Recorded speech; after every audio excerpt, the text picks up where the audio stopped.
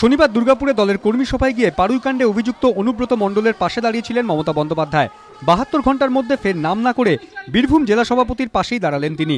এদিন বিধানসভায় এফআইআর এর কপি দেখিয়ে মুখ্যমন্ত্রী বলেন, এটা একটা এফআইআর এর কপি, এখানে কোথাও তার নাম নেই, আমি তার নাম আনতে পারি না বিধানসভার সদস্য নয় বলে।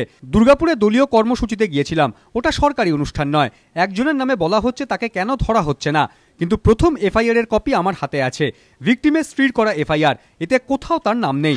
যদিও নিহত সাগর ঘোষের পরিবারের বক্তব্য, প্রথম এফআইআর এর ক্ষেত্রে পুলিশ জোর করে সাদা কাগজে সই করিয়ে নিয়েছিল, তাই সেখানে অভিযুক্তের তালিকায় তৃণমূলের বীরভূম জেলা সভাপতির নাম নেই।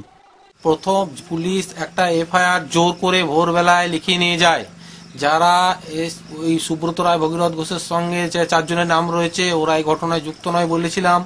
এদেরকে আমাদের বাড়িতে দেখা যায়নি, হ্যাঁ, তা সত্ত্বেও ওদেরকে রাত্রিবেলায় ধরে ভোরের বেলায় পুলিশ আমার স্ত্রীর মাথায় বন্দুক ঠেকিয়ে, আমার মায়ের মাথায় বন্দুক ঠেকিয়ে বড়বাবু পানি থানায় মেজবাবু জোর করে লিখে নিয়ে যায়। ওটা আমাদের এফআইআর নয়।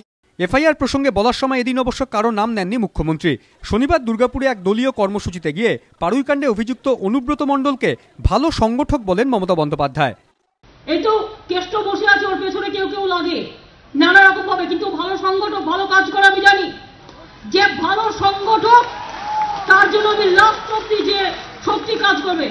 কিন্তু ওর একটা প্রবলেম আছে, আপনারা অনেকে জানেন না, উনি যে সুস্থ খুব একটা বেশি নয়, ওর অক্সিজেন কম যায়, এটা বুঝতে হবে ব্যাপারটা।